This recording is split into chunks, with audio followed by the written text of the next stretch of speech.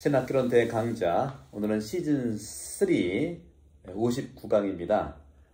신앙 배우기 59강에서는 지난 시간에 이어서 교회와 신학의 이런 파트에서 세 번째, 네 번째, 교회는 어떻게 생각하는 신앙을 실천할까요? 여기서 생각하는 신앙, 생각은 이성적인 거고 신앙은 믿음에 대한 어떻게 보면 정감적인 건데, 우리 그리스도교는 초기 교회 때부터 계속해서, 물론 복음도 그렇고요, 이 이성이라고 하는 이 사고의 그러한 출발점과 믿음이라고 하는 이 정감, 마음의 출발점을 잘 밸런스를 맞추는 것을 늘 강조했습니다. 아우구스티누 성인도 마찬가지고 모든 이런 일정에 있어서 그런 균형 잡힌 그런 가치를 제공했는데, 오늘은 어떻게 교회가 생각하는 신앙을 실천할까, 이 부분을 이제 함께 나누도록 하겠습니다. 신앙이라고 하는 것은요, 신앙은 바로 하느님의 계시, 하느님의 계시에 대한 우리의 응답이 신앙이죠. 신앙, 믿음이라는 것이죠. 그래서 철저하게 신앙이라고 하는 것은 우리 인간의 고백이고, 인간 차원의 주님께 드리는 우리의 반응이라고 볼 수 있죠. 그래서 신앙이라고 하는 것은 우리 인간이 생각하는, 인간이 인지하는 도구인 이 이성을 깊이, 그러니까 이성으로 깊이 연구하는 것이 신앙이고, 그 신앙을 깊이 연구하는 그 방법론, 그 과정을 우리 신학이라고 합니다.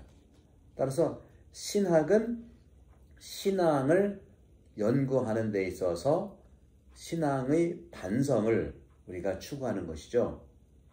따라서 이러한 것은, 즉 인간의 인식 도구, 정말 이성을 통해서 연구하고 만나는 이 신앙, 이러한 일정의 과정은 우리 인간이 살아가는 생활, 우리의 생활을 위해서 어떤 의미들이 있는지, 그리고 어떠한 그 관계 속에서 접촉을 하는지, 내 신앙이 이성적인 탐구를 통해서 어떻게 하느님과의 관계, 하느님을 접촉하고 하느님을 이해하고 하느님을 만지고 하는지를 정리하는 것이 바로 신학이고, 또 신앙도 그 정리된 것을 개념을 가지고 살아가는 것인데, 바로 근본적으로는 이해를 추구하는 신앙이 생각하는 신앙을 얘기하는 겁니다. 그래서 제가 4월 15일에 시작하는 신앙학교, 제1기 신앙학교는 제가 벌써 지금 오늘 59강이니까요. 거의 어떻게 됩니까? 반년 이상을 했죠. 제가 7개월, 8개월 이상을 하면서 신학개론 대강좌 100강을 말씀드렸는데, 이 신학이라고 하는 것은 신앙을 성찰하고 신앙을 반성하는 그러한 훈련이라고 한다면, 신앙학교는 이미 내가 가지고 있는 신앙과 믿음을, 하느님에 대한 나의 신앙을 개념적으로 우리가 정리해보자고 하는 겁니다. 그런 뜻에서 제가 누차 말씀드린 것처럼 우리 한국 분들은 우수합니다. 모든 부분에서 연구하고 또 공부하는 그런 기본이 다른 나라와 대조한다면 훨씬 유능해요. 다른 나라 사람들은 문명률이 굉장히 높아요. 한국은 문명률이 없어요. 거의 뭐 1%인데 없는 거나 마찬가지. 또 그 연구해서 또 배워서 할 수 있거든요. 또 우리나라가 보십시오. 일제강점기는 좀 차치한다 하더라도 한국 전쟁 50년부터 지금까지 얼마 걸렸습니까? 70년, 항전이 끝난 건 53년이고 재건 뭐 55년, 50년은 치운다 하더라도 60, 70, 80, 90, 50, 한 60년? 60년 만에 이 서구가 몇백 년 동안 일구었던 이 자본주의라든가 이 경제라든가 또 학교 교육이라든가 그런 것들이 우리는 5, 60년 만에 이겨낸 거예요. 다시 말하면 우수하게 했던 것이죠. 다만 저는 그것이 서구의 방법이 우리의 목표다, 그렇게 말하고 싶지는 않아요. 서구의 방법도 과정이에요. 결국 우리 방법이라고 하는 한국이 고조선부터 수천 년 동안 내려왔던 우리의 한민족들이 가지고 있던 중요한 그런 선물들이 있어요. 저는 그 첫 번째가 우수성을 얘기합니다. 뭐 우수성을 제기한 것들 많잖아요. IQ도 높다 이런 것들이 있죠. 우수성 중에 하나가 뭐냐면 우리는 철저하게 공부를 하고 알고 또 열심히 하는 거예요. 성실하다는 거죠. 성실성이 바탕을 되는 것은 모든 분야에서 그래요. 노는 것도 열심히 성실하게 놀잖아요. 그런 말씀 드렸죠. 유럽에 성지순례를 가고 관광을 가도 복장은 관광객 복장인데 복장은 성지순례 복장인데 하는 일정을 보면 노동자들이에요. 일을 얼마나 그렇게 많이 아침 일본에서 그 세븐일레븐 나왔다는 우리는 9-11이야. 아니 5-11 5시부터 나와가지고 다니는 거죠. 성실성이라는 거죠. 우수한 성이. 그래서 저는 신앙학교를 하는 이유는 우리 특히 시드니 본당에 많은 우리 교우들이 이곳에 와서 열심히 공부하고 일했어요. 일도 열심히 공부한 거죠.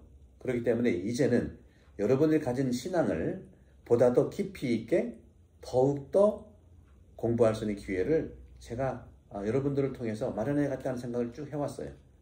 왜냐하면 옛날에는 60, 70이면은 하느님 품에 갔는데 요즘엔 60이라도 50년이 더 남은 거예요.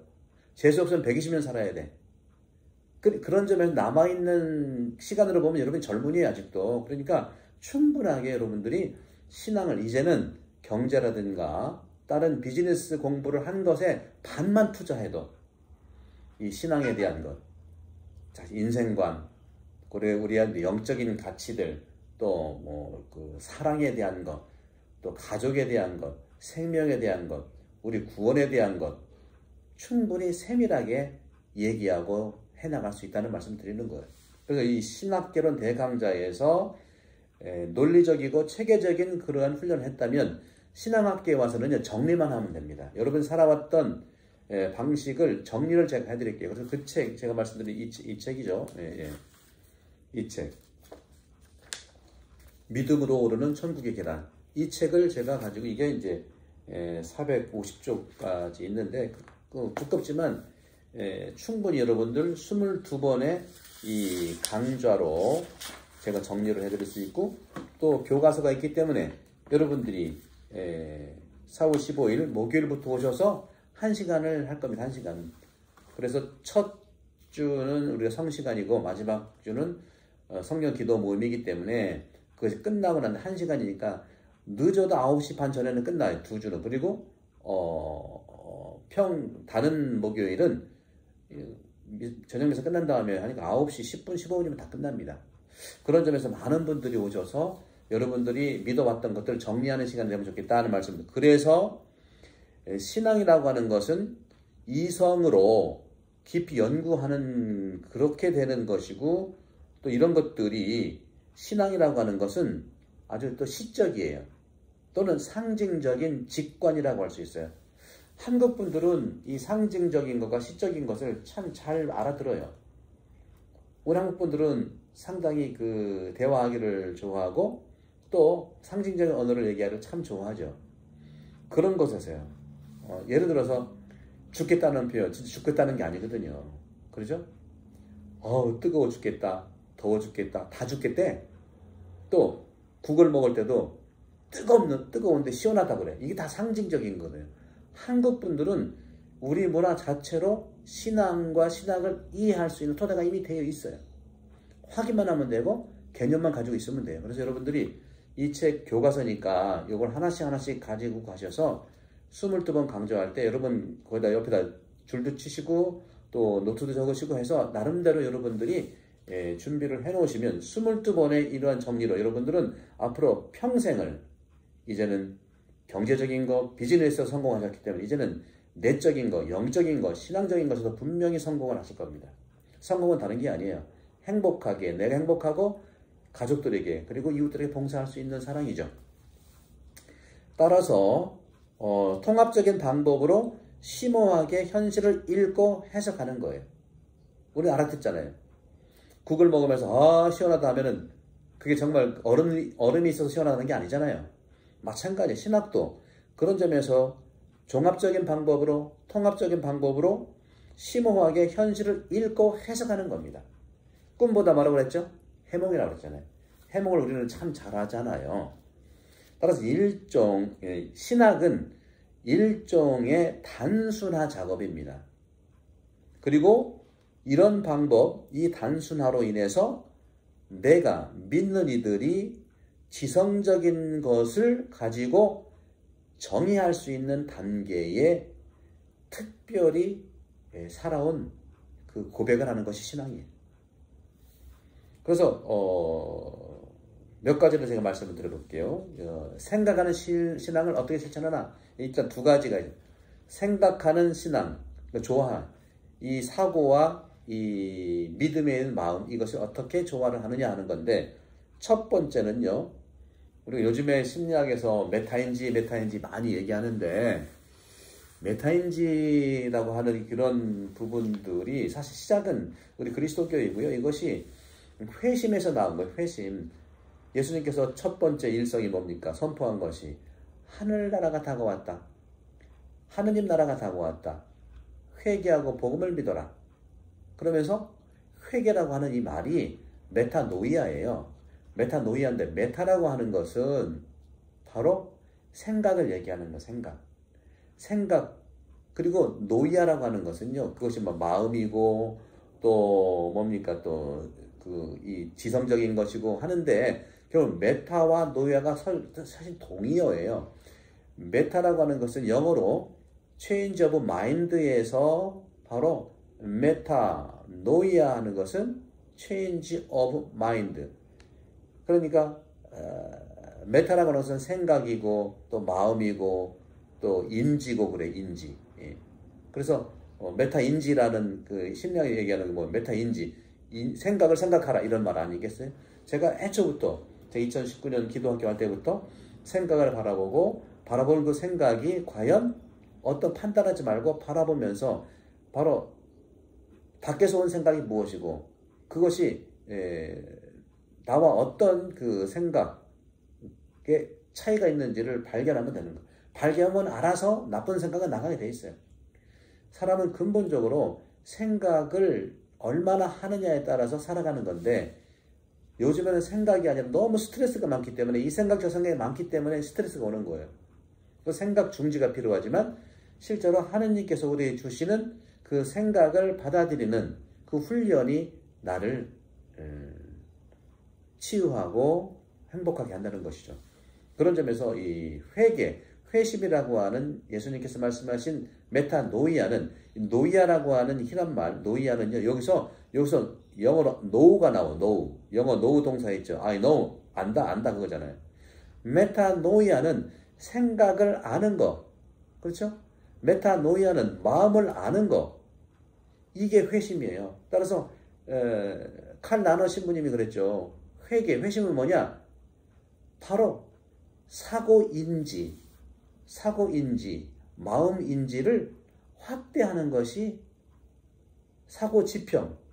그러니까 사고인지 지평을, 마음인지 지평을 확대하는 것이 회심이라고 그랬잖아요. 이것이 바로 신학과 신앙의 관계라는 말이죠. 그런 점에서도 이 첫 번째로 생각하는 신앙을 어떻게 우리가 실천하느냐는 인간과, 그 인간이 바로 생각하는 사람이니까, 또 느끼는 마음을 가진 정감적인 사람이니까, 그리고 인간이 인지하는 능력, 이 두 개, 이 인간은 인지하는 능력을 가졌다 이거예요. 또 인간은 인지하는, 다시 말하면 마음을 또 알아차리는 거죠, 그죠? 생각도 알아차리는 이런 능력을 가지고 있는 거예요. 따라서 우리는 많은 것들에 대해서 반성하는 능력이 있는 거예요. 그리고 그 경험한 것들을 보물처럼 취하면서 우리는 이렇게 말할 수가 있어요. 인간의 인격은 인식을 할 수 있는 능력의 소유자다. 사랑을 할 수 있는 능력의 소유자다. 자유 안에서 선택할 수 있는 능력의 소유자다.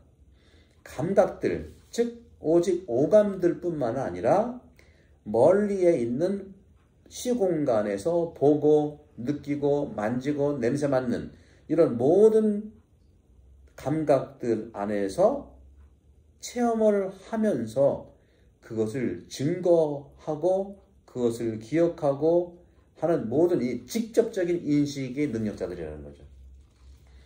보세요. 사랑하는 거, 인식하는 거, 자유를 선택하는 거 이런 것들은 어떻게 보면 직접적인 인식도 있지만 이건 간접적인 개념을 통해서 오는 거지만 직접적인 인식을 하는 것은 뭐겠어요? 직접적인 인식이라는 건 아까 말한 오감뿐만 아니라 보고, 듣고, 느끼고, 먹고, 냄새 맡고, 만지고, 접촉하는 거잖아요. 이것이 바로 인간이 가지고 있는 생각하는 신앙을 실천할 수 있는 첫 번째 인자예요. 두 번째, 생각하는 신앙을 우리가 어떻게 실천할 수 있는 두 번째는 역사 안에서 움직이시는 하느님의 행동이라는 거죠. 단적으로 이제 그런 말씀을 좀 드리고 싶어요. 이것을 정리를 해보면 플라톤은 우리 그리스도교가 초기 1000년의 역사를 통해서 복음과 만났고 영성과 만난 거예요. 두 번째 1000년은 아리스토텔레스의 이 철학이 복음과 만나고 예수님과 만나고 복음과 만나고 그리고 영성가들이 신학자들이 만나서 2000년을 살아온 것이 서양 그리스도교의 전부예요. 나머지는 다 각주들이라고 얘기를 하잖아요.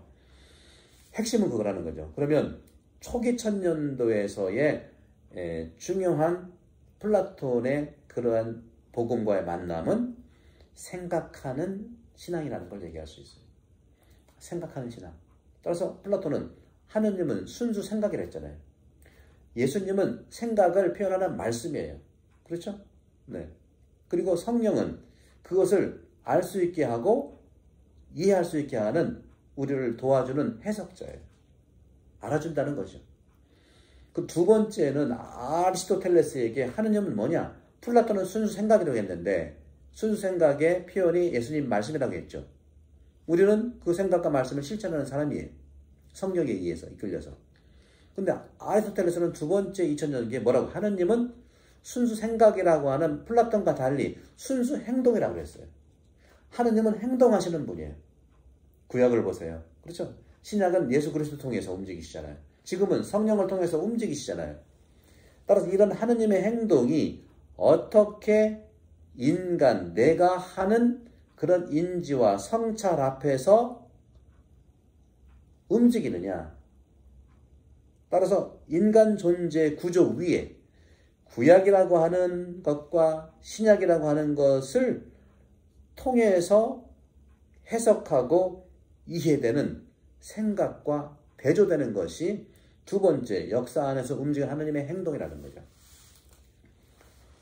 구약도 그렇고요. 신약도 그렇고 또 초기도 그렇고 이 순수 생각으로부터 인지하는 것으로부터 우리는 실천, 생각하는 신앙을 살 수 있어요. 두 번째는 구약이든지 신약이든지 오늘날이든지 행동하는 순수 행동이라고 하는 하느님의 이러한 움직임으로써 우리는 생각하는 신앙뿐만 아니라 행동하는 신앙까지도 갈 수가 있다는 거죠. 여러분들 어떻습니까? 생각하는 신앙, 행동하는 신앙, 이 두 개가 우리 그리스도교 삶의 아주 핵심이 되는 겁니다. 그래서 2차 바티칸 공의의 문헌 계시연장 2항에도 이렇게 말을 하고 있어요. 계시가 그들 사이에서 긴밀하게 관련된 사건들과 말씀들 안에서 안으로 나타나고 또 선포한다. 단언한다. 하느님께서는 인간이 하느님의 현실을 이해하고 맞아들일 수 있는 모든 수단으로서 말씀과 행동을 통해서 우리는 알아차린다는 거예요. 그렇죠? 말씀으로 우리가 생각하는 신앙을 갖고 그 말씀을 구체적으로 행동하는 신앙으로 살아갈 수 있는 것, 이것을 우리가 알아차리는 걸 얘기합니다. 따라서 하느님은 인간과의 관계 안에서 천사들의 언어를 사용하지 않는 이유가 거기에 있는 거예요. 인간의 언어로 성경을 말씀하셨잖아요. 또 개념들과 또 이성들 그리고 시와 상징어 또 역사들에 서술된 이런 모든 언어로서 인간의 언어로서 얘기하는 인간의 사건으로 말한다는 거죠. 이게 바로 그리스도의 하느님의 육과 같은 계열이에요. 그래서 인간은 이 언어를 통해서 진리를 만나는 그러한 그 과정에 있고, 그리고 언어를 통해서 우리 인간은 진리를 또 사용하고 해석한다는 거죠. 그것이 첫 번째가 성경이에요. 그것이 바로 계시죠. 그러나 이 성경책이 워낙 오래전에 쓰여졌고 몇 천 년 동안 쓰여졌기 때문에 저는 성경을 더 잘 이해하고 해석하기 위해서 신앙학교 22주를 한번 다녀보시라. 그럼 정리를 다 해드릴 거예요. 그러면 여러분들이 이제는 성경을 여러분들이 보고 이해할 수 있다는 말씀 드리고 싶어요. 그런 점에서 예수 그리스도의 하느님을 믿는 신앙, 그렇죠? 우리 그리스도의 신앙은 그리스도를 믿는 신앙 아니겠어요? 예수 그리스도를 통해서 하느님을 믿는 거니까. 예수 그리스도 하느님을 믿는 신앙 안에서 그 신앙으로부터 지성적 차원이 궁극적으로 존재한다는 거죠. 지성은 굉장히 중요해요, 여러분들. 한국 분들은 우수하다고 그랬잖아요. 한국 분들은 IQ가 전부 다 100 이상이에요. 120 평균이 나오고. 전부 다 노벨상 받을 사람들의 그런 IQ예요. 우리가 우리 스스로를 몰라서 그렇죠. 19세기인가요? 그때부터 유럽에서 서양 사람들이 한국을 이렇게 그 여행 삼아 방문하면 쓴 글들이 많이 있는데, 한국 사람들은요, 일본이라든가 중국 사람과 달리 키도 크고 잘생겼고 균형이 잡혔고요.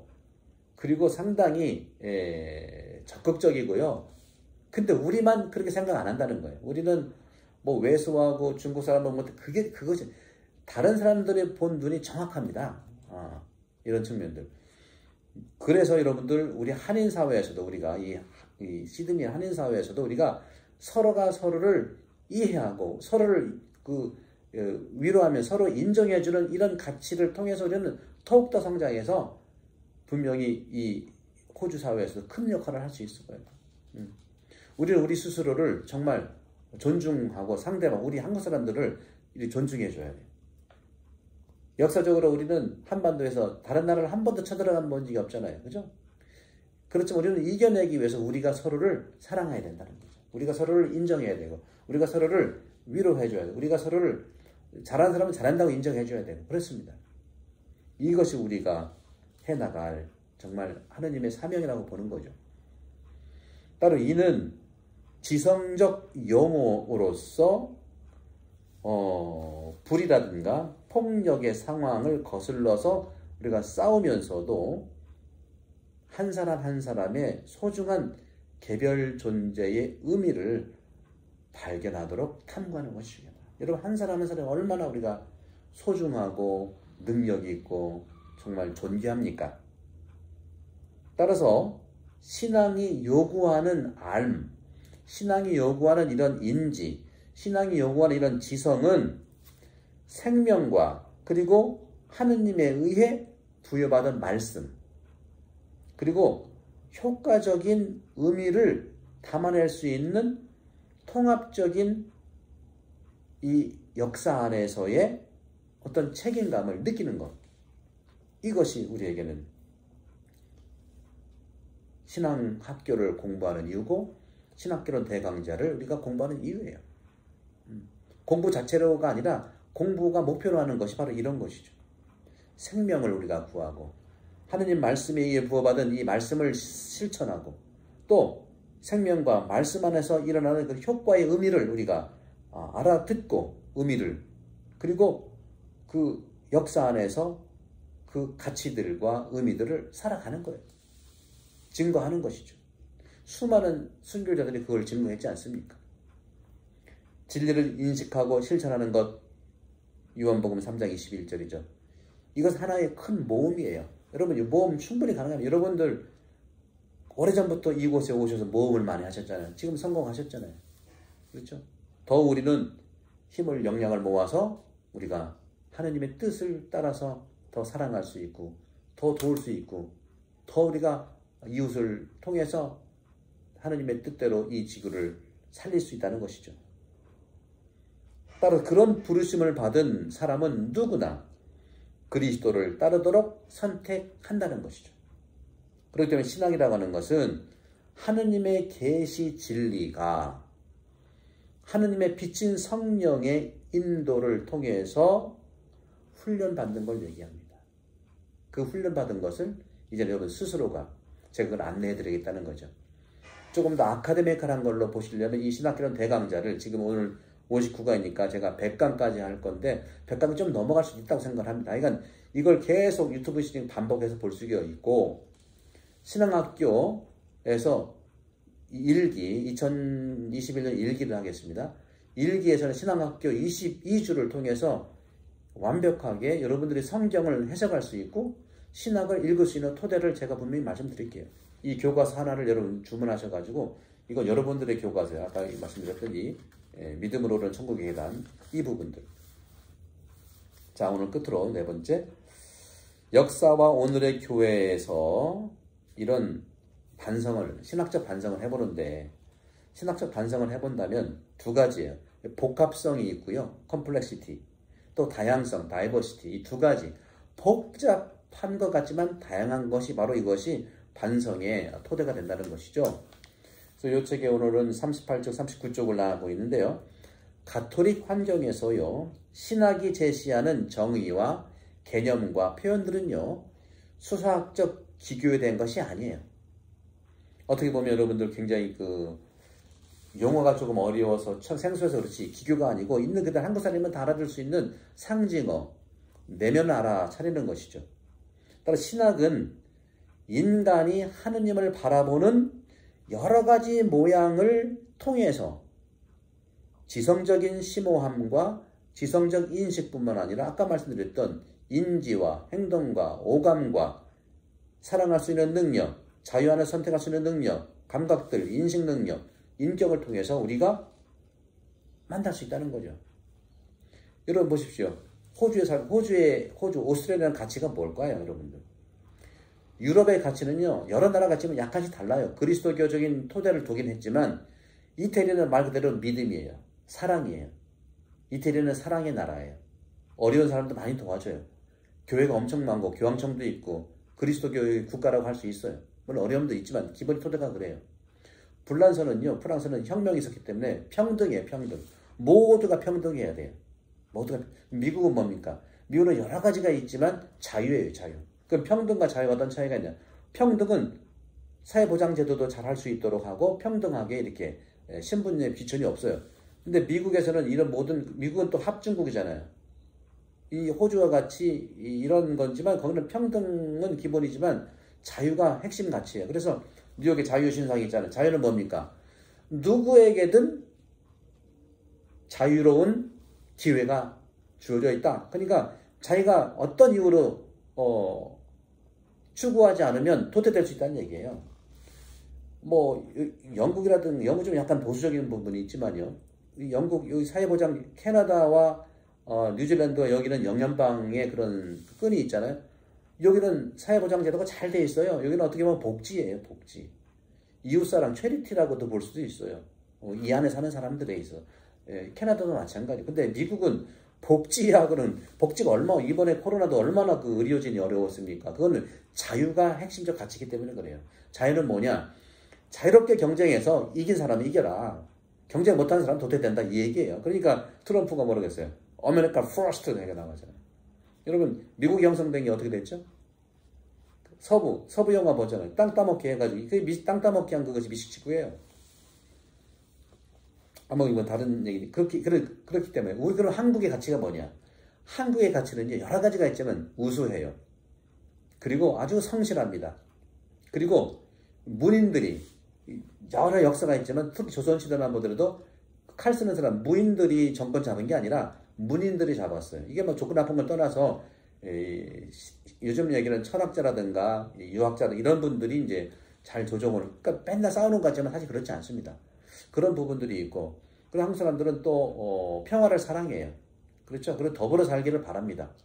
이런 중요한 가치들이 있는데 상당히 복음적이고 상당히 성경적이에요. 그래서 끝으로 저는 교회에서 사랑을 사랑하는 다양한 모양과 또 기도를 하는 전례도 다양하게 거행하는 모양과 같다는 것이죠. 따라서 교회 자체에서 이런 신학적 활동을 만나는 사람들 직면하고 달성하는 그 유일한 모양은 없어요. 다양하게 나타날 수밖에 없다는 거죠. 따라서 교회 안에서 신학의 역사로 회고된 시선들을 통해서 다양하게 우리는 확인될 수 있고 또 복합성을 우리가 추구할 수 있고 다양성을 가질 수 있다는 말씀을 드리고 싶습니다. 여러분들 신학개론 대강좌 오늘은 시즌 3 중에 59강을 했고요. 다음 시간에는 이 신학 요 책의 어느 부분을 하냐면 50쪽부터 나가게 50쪽에 60강부터 계시와 신학 해서 시즌 3가 이제 한 20강 정도 남았을까요? 아니면 10강 정도 할까요? 그럼 보면 되겠습니다. 여러분 구독 많이 신청해 주시고 특히 우리 시즌 한인성당 여러분들 4월 15일부터 시작하는 신앙학교 제가 여러분들을 초대합니다. 많은 분들을 모시고 오셔서 정말 이 시대에 신앙을 배워서 보다 더 행복하고 보다 더 우리 신앙이 깊어지고 넓어지는 신앙의 삶을 신앙심이 깊어지고 넓어지기를 바라는 희망의 모든 분들 다 초대합니다. 여러분 감사합니다. 공부와 성경 함께 여러분들 축복합니다.